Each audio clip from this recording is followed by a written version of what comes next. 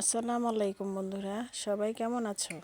আজকে নিয়ে এসেছি গরুর মাংসের একটি রেসিপি। আমি এখানে 2.5 কেজি পরিমাণ গরুর মাংস নিয়েছি।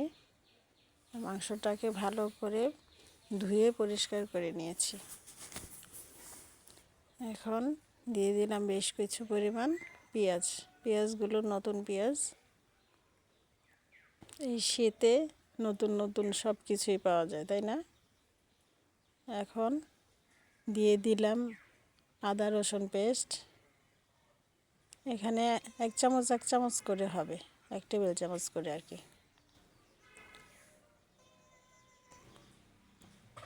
আমি আন্দাজ করে দিয়ে দিলাম। এখন দিয়ে দিলাম স্বাদ মতো লবণ, হলুদ গুঁড়া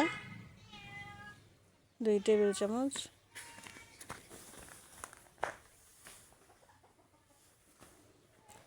দিয়ে দিলাম ধনিয়া গুঁড়া 2 টেবিল চামচ, দিয়ে দিলাম মরিচ গুঁড়া 2 টেবিল চামচ, আর দিয়ে দিলাম গরম মশলা গুঁড়া, জিরা গুঁড়া, গরম মশলা গুঁড়া একসাথে করে আমি দিয়ে দিলাম। এখন দিয়ে দিচ্ছি সরিষার তেল। এখানে সরিষার তেলটা দিলে খুবই মজা হবে। আপনারা চেষ্টা করবেন সরিষার তেলটাই দেওয়ার জন্য। এভাবে ভালো করে মেখে নিতে হবে। যত বেশি মাখাবেন ততই মাংসের টেস্টটা বাড়বে। আমি এভাবে ভালো করে মেখে 1 ঘন্টার জন্য রেখে দেব রেস্টে। আপনারাও চেষ্টা করবেন অন্তত 1 ঘন্টা যাতে রাখা যায়, তাহলে মাংসের ভিতরে মশলাগুলো সব ঢুকে যাবে এবং খেতেও খুব ভালো লাগবে। এখন একটি প্যানে বেশ কিছু পরিমাণ সরিষার তেলই দিচ্ছি, আপনারা সাদা তেলও দিতে পারেন। এখন দিয়ে দিলাম কেটে রাখা কিছু পেঁয়াজ। আমি পেঁয়াজগুলো ভালো করে ভেজে নিচ্ছি। আমার এই চ্যানেলটা যদি আপনাদের ভালো লেগে থাকে তাহলে আমার এই চ্যানেলটাতে ইউটিউব থেকে যদি দেখেন লাইক কমেন্ট সাবস্ক্রাইব করে পাশে থাকবেন, আর যদি ফেসবুক থেকে দেখেন তাহলে লাইক কমেন্ট শেয়ার করে আমার পাশেই থাকবেন। এই দেখুন দারচিনি এলাচি আমি কিন্তু নিয়েছি এই তেলের মধ্যে দেওয়ার জন্য।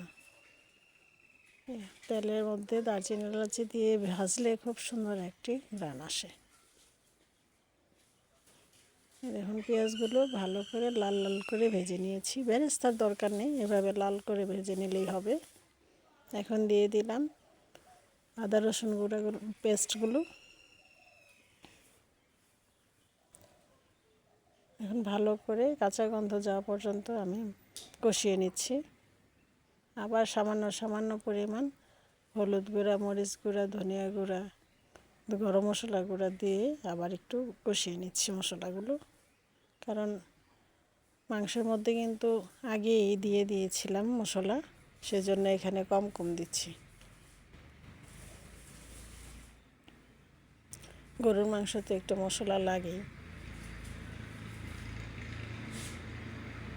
আমার যদি কোনো কিছু ভুল হয়ে থাকে আপনারা ক্ষমা সুন্দর দৃষ্টিতে দেখবেন। কথাবার্তা যদি ভুল হয়ে থাকে বন্ধুরা। এই দেখুন কত সুন্দর কালার এসেছে আর তেলও ভেসে উঠেছে। এখন মাংসগুলো দিয়ে দিব। ম্যারিনেট করে রেখেছিলাম যে সেই মাংসগুলোই দিয়ে দিচ্ছি। এখন আবার মাংসগুলো দিয়ে ভালো করে কষিয়ে নেব।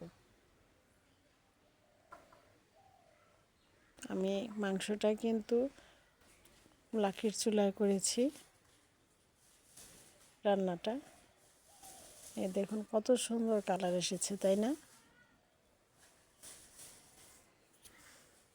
আমি অনেকক্ষণ এটাকে কষিয়ে নিয়েছি, হয়তো আমি ক্যামেরাতে এত ডিটেলসে দেখাইনি, দেখাতেও পারবো না কারণ এটা অনেক সময় লেগেছে।